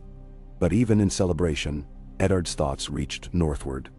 His roads to the wall would take him past Hornwood, and then on to Eastwatch by the Sea, where fresh recruits and half-starved rangers awaited the spring thaw's orders. He would bring them grain, steel, and his own counsel. Lest the wall, the only true barrier between civilization and whatever lay beyond, weaken in its vigil. When the feast ended and the guests had retired to their chambers, Eddard and Catelyn walked the battlements under a waning moon. Below, bonfires burned in the training yard where Robb and Sir Roderick drilled the levies. The trees lining the courtyard had burst into pale green. The first buds of the Godswood saplings swelled with promise. 3 days, Catelyn said softly, leaning against his shoulder. "Are you certain you must go?" He kissed her temple. "I would go if I were the only man left in the north. The wall stands for everything we hold dear. If it falls, Winterfell may become as hollow as the Eyrie was to some hosts." He drew a slow breath of cold air. "And you and the children must learn that lordship calls sometimes, and we must answer." She smiled through her worry. "And you shall return, as you always do." The nights that followed were a blur of preparation. Eddard's own retinue was small. Sir Roderick as captain of his guard, Maester Luwin as chronicler and healer, Old Bowen Marsh as liaison to Eastwatch, and 10 veteran knights, though their numbers would swell at Hornwood, where Lord Tallheart had pledged a contingent of seasoned archers. Sansa oversaw the storage of oversupplies, barrels of salted fish, sacks of barley, and bolts of canvas for tents. Arya learned the drill of the battlements, drilling crossbow bolts into sandbags. Bran studied maps of the coast and of the passes in the Frostfangs. Rickon chased the stable cats through the stalls, hollering for them to stand guard while he was gone. On the 3rd morning, before the sun had climbed above the distant peaks, they assembled. Lords and ladies bidding farewells, the great gates rolling open to admit the column of banners and lances. Eddard embraced each of his children and kissed Catelyn's cheek, the wind tugging at his cloak. "Honor the Starks," he said, "and let no man in the north doubt your strength." They rode northward under a sky streaked with pink. At Hornwood, Lord Tallheart greeted them with horn-blown fanfare, and 10 longships from White Harbor's Cove rode into Eastwatch's harbor laden with grain. At the wall itself, Eddard inspected the new pale stone underpatches and the repaired curtain atop the crumbling blocks. He found Jon Snow, dressed in furs still wet from the frost, patiently drilling a squad of new recruits. They spoke briefly. Jon's report was grim, though the Night's Watch had enough men now to man the towers. Eddard's presence galvanized the wall. He held councils with Bowen Marsh and with the first builder, organizing a rotation of patrols and ensuring the deliveries from Winterfell would not cease. He dispatched Davos riders carrying letters to the Mandrellis, the stonemasons, and the sisters, each holdfast along the western shore, to shore up their defenses against raiders and to hasten the delivery of supplies to the wall. As he prepared to return south, Jon Snow lingered. "My lord," he said quietly, "thank you. When you ride, I will not fear the tasks ahead." "Nanante." Eddard laid a hand on Jon's shoulder. "Be as you have always been, true to your oath, and the wall will hold." The road home was brighter with purpose. Along the way, the North's people opened their windows and waved. A farmer offered a flask of sweetened cream. Children ran alongside the horses until their small legs ached. Even in the cramped holdfasts that huddled against the winter's memory, life had returned, a testament to the Lord, who had chosen to stay at home, rather than chase a hollow seat in a southern court. When Eddard returned once more to Winterfell, the castle looked as though it had never known hardship. The fields were green past the palisade. The rookery burst with new hatchlings. Young saplings in the godswood unfurled leaves as though greeting a returned father. Catelyn met him at the gate, their children crowding at her skirts. Sansa pressed a braid of white lily into his hand. Arya brandished a sharpened wooden dagger as a gift. Robb and Bran fell upon him with embraces that nearly unhorsed him. Rickon hugged his cloak until its furs were flattened and askew. That night, in the quiet of the solar, after the last of the torches had guttered, Eddard stood once more before the small heart tree that grew by his window. Its leaves shone red in the moonlight. He laid a hand on the bark. "The North stands," he murmured, "so long as these roots remain." Catelyn stepped into the archway. "You have done well," she said. "But trouble never sleeps, neither in the south nor beyond the wall." He turned to her. "I know," he replied, "but so long as Winterfell endures, so will hope." And in that silent hour, with snow drifting beyond the panes and the quiet world of gods and men holding its breath, Eddard Stark allowed himself a moment's rest. Winter may come again, and storms may gather on the horizons of crown and kingdom. But home, his true realm, stood ever unbroken. Thus the North remembered, and thus its wolf lord kept watch, within walls of ice and stone, at the heart of a land bound by oaths and the unbreakable promise of winter's end. Okay. Dawn found Winterfell bathed in gold. The hearth fires in the great hall were banked low, and the first stirrings of spring drifted on the breeze, soft petals of white flower drifting across the courtyard stones. Eddard Stark woke as he had for years, before the sun touched the rooftops, and dressed in simple dark wool, his sword ice hanging within easy reach. Catelyn rose beside him, silent and pale in the half-light, and together they walked into the godswood, where seedlings long dormant now trembled with new life. They did not speak. The hush of madrone and sapling held their thoughts in check, and each step upon the packed snow of last seasoning felt like a vow reborn. Wildflowers would soon break the ground here, and the air would swell with birdsong. But for now, the world lay poised between winter's end and spring's first exhale.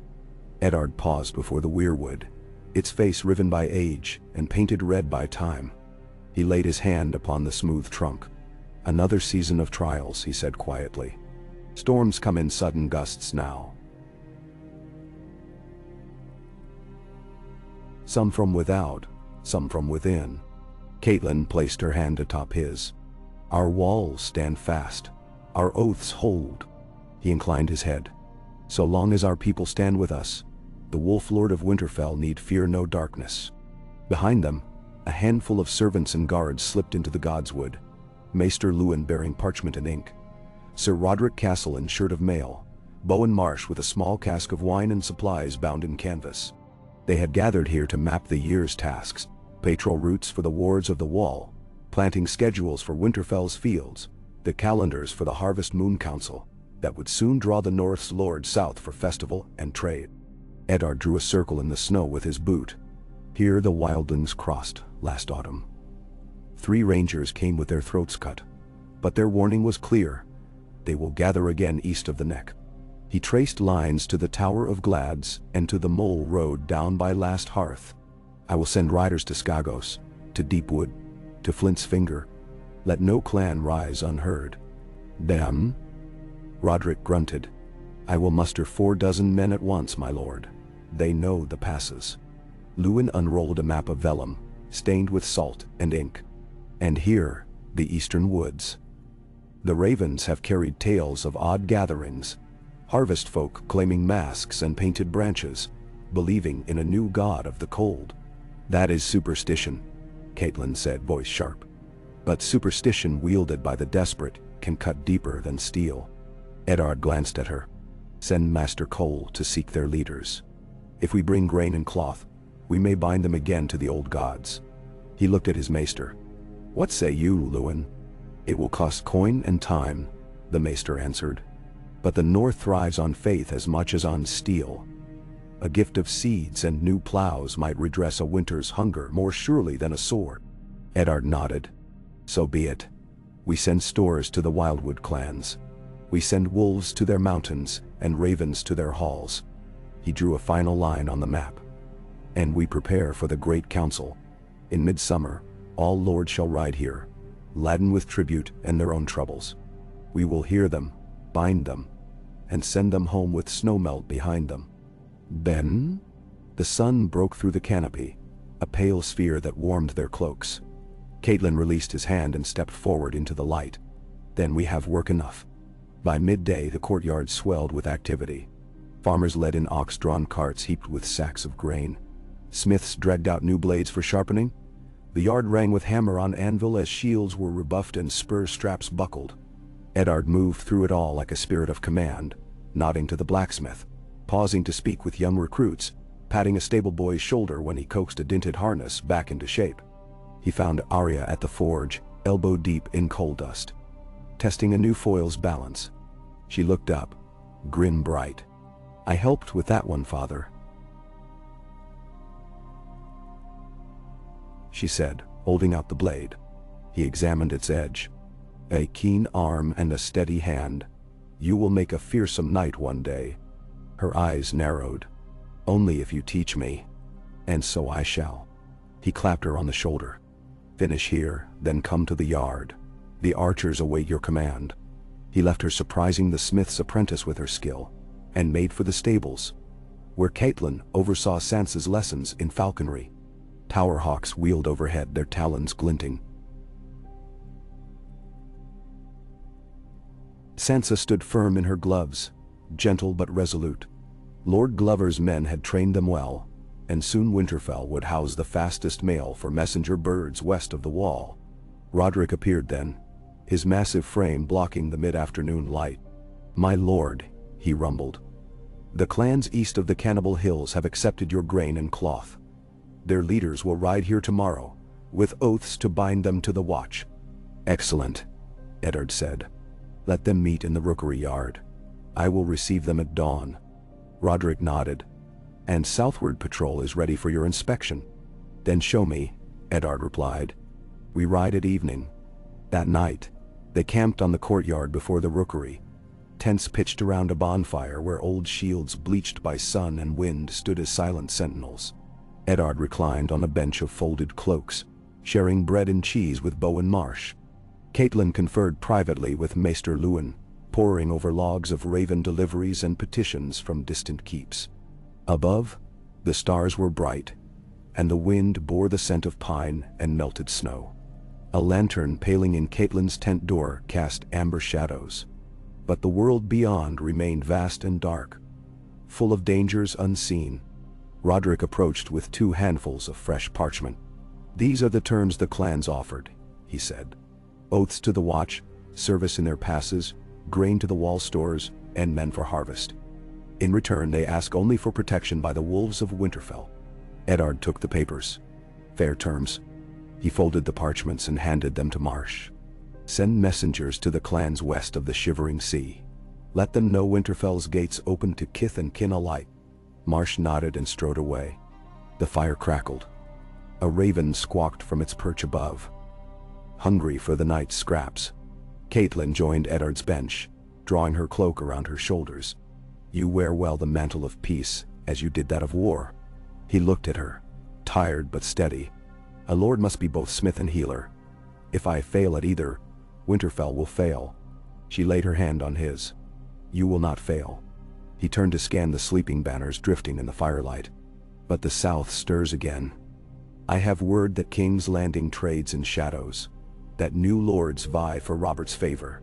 Soon they will send messengers north. Catelyn's eyes darkened. We have our own shadows here. He nodded. And we will cast them out with sun and steel. At dawn the clans gathered beneath the rookery's eaves. Scarred men with painted faces, women in patched wool, their children clutching carved wooden figures. They knelt before Eddard and Catelyn, offering tokens of oath. A pelt of a direwolf cub, a carved horn horned with horn, a braided length of painted wood. In turn, Eddard placed iron collars upon their wrists, etched with the direwolf and the weirwood leaf. By this collar you bind yourselves to the watch, he intoned. By this oath you serve the north.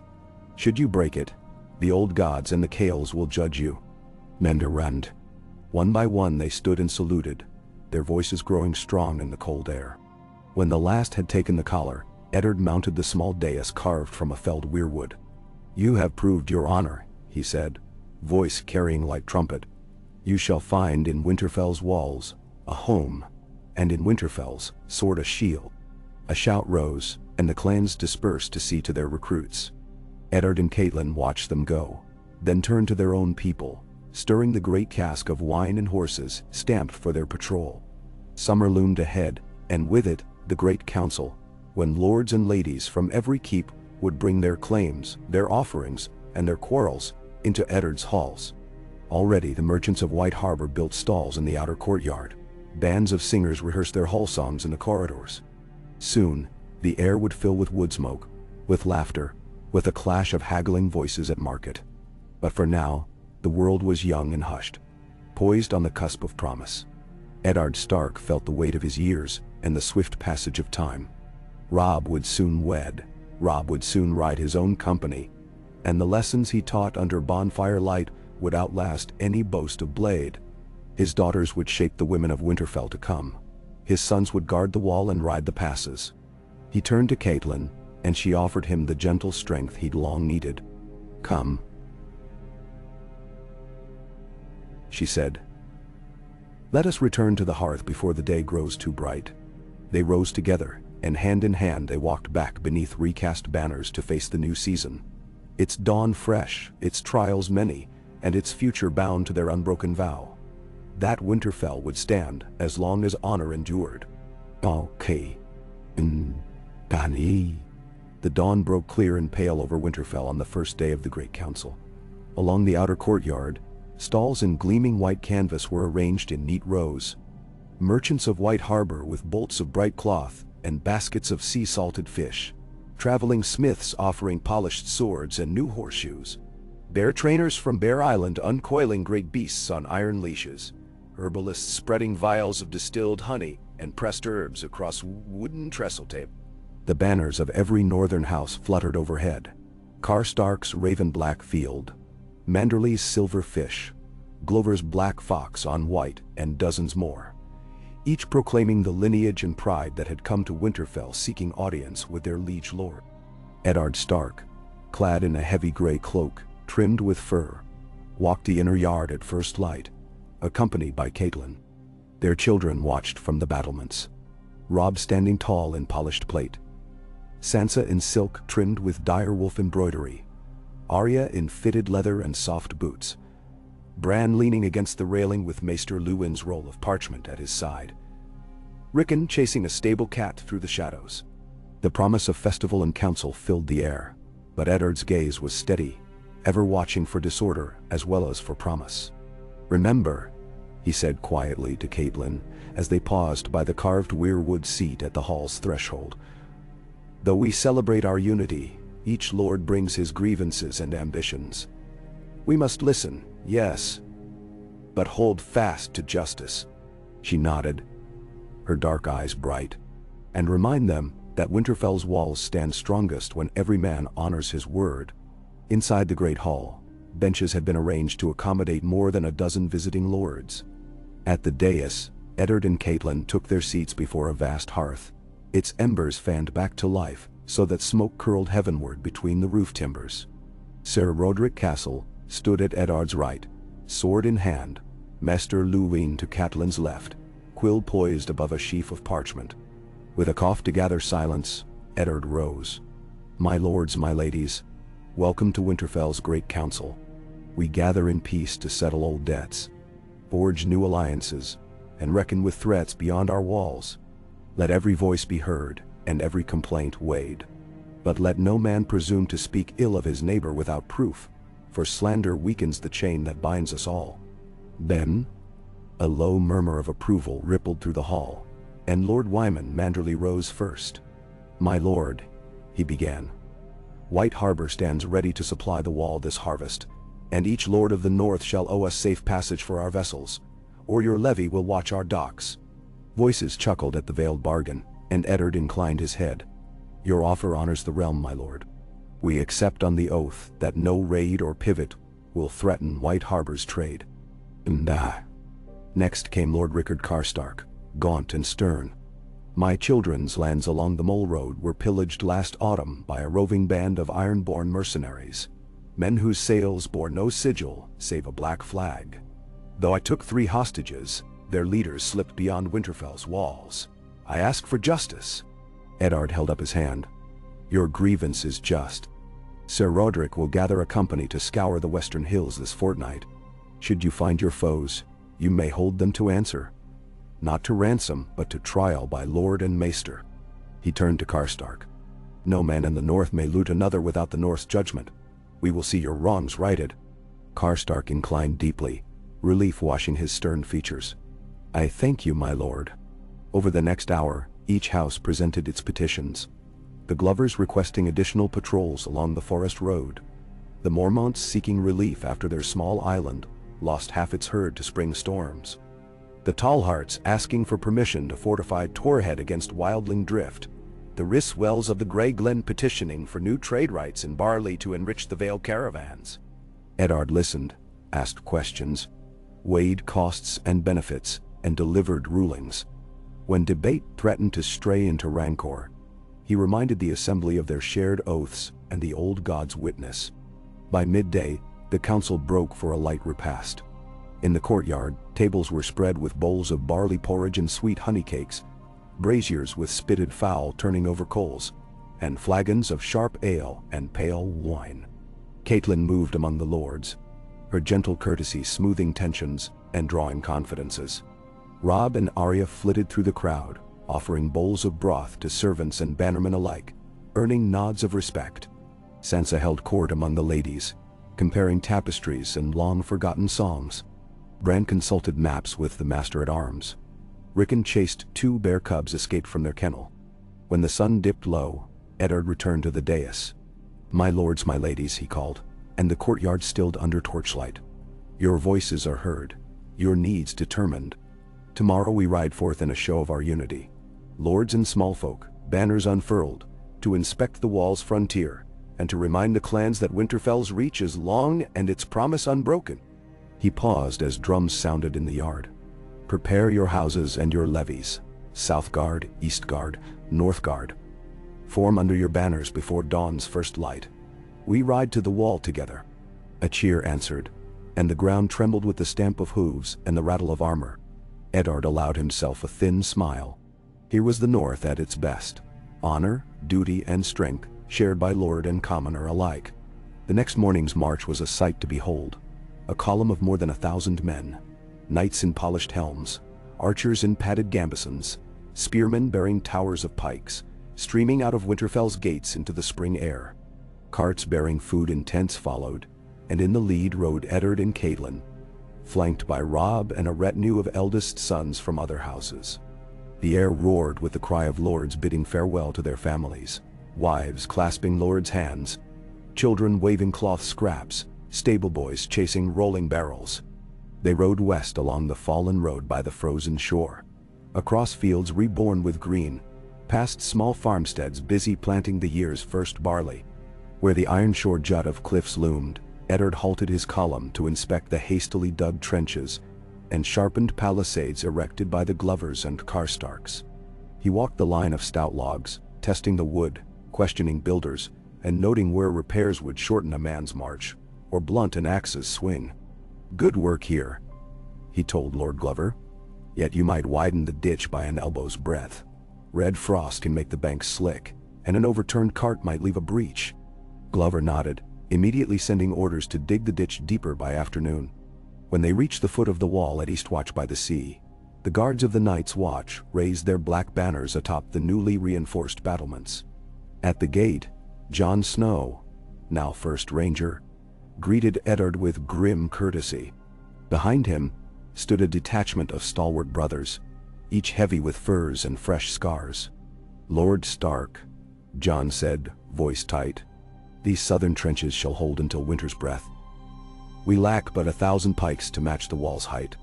He gestured upward, where a stone curtain stretched skyward, its merlons freshly recut. Catelyn dismounted, her skirts brushing the gravel. "Then we shall supply them by dozen before autumn's harvest ends." She turned to the lords beside her. "You have seen your sons here, and your stores your forebears brought forth. Let no man say the north falters when the wall calls." A murmur of assent echoed, and steel boots struck the gate in salute. Eddard mounted a wagon laden with iron pikes, and each lord offered a handful of gold or grain toward the watch's coffers. In this simple moment, nobles, men-at-arms, Night's Watch, stood together as wardens of the realm against what lay to the far north. Afterward, Eddard walked the ramparts with Jon Snow, overlooking the gray waters of the shivering sea. "Your watch has held," he said quietly. "Whatever comes beyond, I know you stand ready." Jon's gaze did not waver from the horizon. "I learned from the best, and from the worst." He glanced at Eddard. "Thank you for the wall's renewed purpose." Eddard clasped his shoulder. "We are bound across stone and oath. The wall stands for all of us." The return to Winterfell came under a violet sky. The lords weary but elated, their banners dimmed by wind and cloak, but steadfast in their hands. They re-entered the courtyard to trumpets and the cheers of the common folk, who lined the walls to catch glimpses of their champions. Sansa, Arya, and Bran ran out to meet them, Robb and Catelyn riding beside Eddard with smiles bright enough to rival the torches. Rickon charged ahead, arms wide, and leapt to end the march in his own brand of triumph. That evening, the great hall rang with music and toasts. Banners of the walls black and the direwolf gray hung side by side. The feast offered blackened trout fresh from the shivering sea, smoked boar from the western woods, barley cakes spiced with wild fruits. Laughter and song filled the rafters as men celebrated their shared victory. When the revelry waned, Eddard and Catelyn withdrew to their solar. The door closed behind them with soft click, shutting out the last strains of harp and lute. Eddard lit a small lamp and drew his seat by the hearth. She seated herself across from him. "You have given the North its purpose," she said, voice warm. "And you have bound its people in ways even the Game of Crowns cannot unravel." He traced his finger along the map that lay spread on the table. Lines of ditches, patrol routes, watchtowers yet to be built. The threats may shift, ironborn wildlings, southern pretenders. But here at home, we have forged a chain of duty stronger than any crown. He folded the map. "For a moment, let us be father and mother, not liege lord and lady." Catelyn smiled, and together they set the map aside. Outside, the last revelers drifted home, their voices a distant murmur. Within, the hearth glowed steady, its warmth a promise that Winterfell's true strength lay not in walls of stone, but in the hearts that beat within them. And there, in the quiet of their shared command, Eddard Stark and Catelyn Tully let themselves rest. For they knew that tomorrow's dawn would bring new petitions, new trials, and new storms. Yet so long as the wolf's blood ran true in his veins, and so long as the Tully's calm wisdom guided his counsel, Winterfell would endure beyond the turn of every season. Dawn crept again over Winterfell, the red light of sunrise filtering through the great hall's high windows, and painting the banners of the north in sanguine hues. The feast's embers still smoldered in the hearth, and scattered goblets lay upon benches where lords had lingered into the small hours, deep in debate and laughter. Now, in the cool hush before the day's labors, only a handful of servants moved through the corridors, stoking braziers and sweeping the fallen lilac petals from the courtyard. Eddard Stark rose from his seat at the dais, cloak heavy with frost and sleep, and crossed to where Maester Luwin waited beside a low table of maps. On the wall behind them hung the carved heads of direwolves, their stony eyes fixed on the Maester's charts, with an ever-watchful vigilance. Eddard's hand hovered over the rough parchment, showing the western marches beyond Last Hearth, where the clans had yet to send their pledged levies, and where a new threat, tales of smoke-blue dragons seen in the high mountains, had begun to filter down through traders' tales. "Tell me again what we know of these dragons," he said, voice low. Luwin adjusted his spectacles. "Only rumors, my lord. Traders from the Vale claimed 2 wormlings nested in an ice cliff cave high above the Pass of Unrest. They spoke of blue fire that turned men's shields to glass and of wings that beat the snow into whirlwinds. But no lord among us has yet ridden so far to see with his own eyes." Eddard pressed his lips together. If these beasts exist, they could rend both stone and steel. We cannot leave such rumors untested. Send riders to Sir Roderick's scouts at Flint's Finger, have them begin a search this week, and alert the Manderleys to furnish us with additional sea coal for forging ballista bolts in anticipation. The Maester inclined his head. "It shall be done." Eddard turned to the hearth, where the coals glowed black with promise of flame. "The North remembers that every rumor can birth a real danger. We must guard not only our walls but our minds against complacency." By mid-morning, the castle yard hummed with purpose. Under Sir Roderick's scrutiny, smiths labored at hammer and anvil, fashioning iron-headed bolts longer and heavier than before. Archers tested each against tall wooden targets, noting the impact's echo as the bolts sank deep. A small detachment of carpenters began reinforcing the wall's hoist chains with steel bands, against the fear that dragonfire might melt the weaker links. From the rookery, ravens shrieked as they took wing in gray spirals, bound for distant strongholds with messages of caution. Eddard strode among them, cloaked figure in a crown of frost, greeting each craftsman with a nod. He paused by a young blacksmith whose arms glistened with sweat. "Your work will hold our walls," he said quietly. The smith straightened, chest heaving. "I fight with hammer as you with sword, my lord." Eddard smiled, heavy but genuine. "Then may both our hands be steady." He continued on, pausing at the stables to watch Robb Stark overseeing the training of the household guard. Robb, now clad in half-plate of polished steel, barked orders with his father's calm authority. "Shift to wedge formation. Keep your points low. Don't let a man slip through."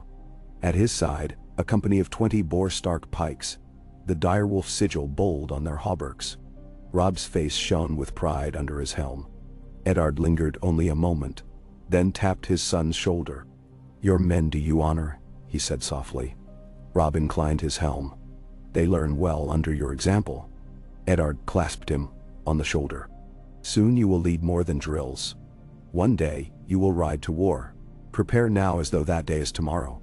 The afternoon found Catelyn Tully in the rookery yard, where the newly arrived clansmen, captains of the Shivering Woods Wolves, of the Flint's Finger Icemen, and of the Saltborn Levas, waited before her bench. She wore a gown of deep green trimmed with direwolf fur, and her calm presence quelled the uneasy tension in the throng. Beneath her, Maester Luwin sat with quill and scroll, ready to record oaths and names. "Your houses have pledged to the watch," Catelyn began, voice sure. "Yet we have heard that some clans doubt their loyalty, tempted by the Ironborn's promise of riches. or by the wildling's promise of freedom. Let those doubts be put to rest. She held out a small silver bracer, etched with the Stark sigil. Each captain here shall don this bracer and keep it upon his arm, or return it and be counted as traitor and outlaw. A low murmur rippled through the crowd. Then Thorin Carr, of the Saltborn, stepped forward, gaunt and weathered by sea winds. His voice was a rasp. My bracer goes on, lady. My oaths are older than any lightship's flame. One by one the men followed, eyes meeting Catelyn's gaze, hands rough uncovering bare arms to accept the silver token. Their children stood behind, wide-eyed, clutching carved toys of lizards and bears. When the last bracer clicked in place, Catelyn smiled. Then stand fast, as wolves in Winterfell's teeth. Your children will remember your honor. Evening descended in a swirl of snow flurries, and the courtyard emptied save for Eddard and Catelyn, walking side by side beneath lamp-lit archways. Torches flickered, casting dancing shadows of banners and stone. In the silence, they paused before the godswood, where the young weirwoods whispered in the wind. Do you think there truly are dragons in the north? Catelyn asked, voice hushed. He met her gaze. I do not know, but I trust our scouts to find the answer, whether to bring steel or to bring hope. He placed a hand on the pale trunk of the central weirwood. The old gods watch, and if fire falls from the sky, they will guide us through its heat. She leaned closer.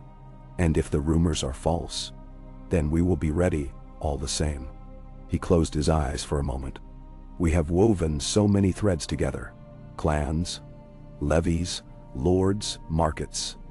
Soon the great festival will bring them here in force. Then every seam of our realm will be shown. Let us hope it holds. She laid her head on his shoulder. It will hold, Ned, because you stand at its center. In that quiet promise, the wind fell silent among the red leaves, and Winterfell slept beneath a watchful sky, ready for the dawn's next challenge, whether of steel, of flame, or of mere rumor. And at its heart, its lord and lady stood unbroken, weaving their realm of winter into a tapestry of honor.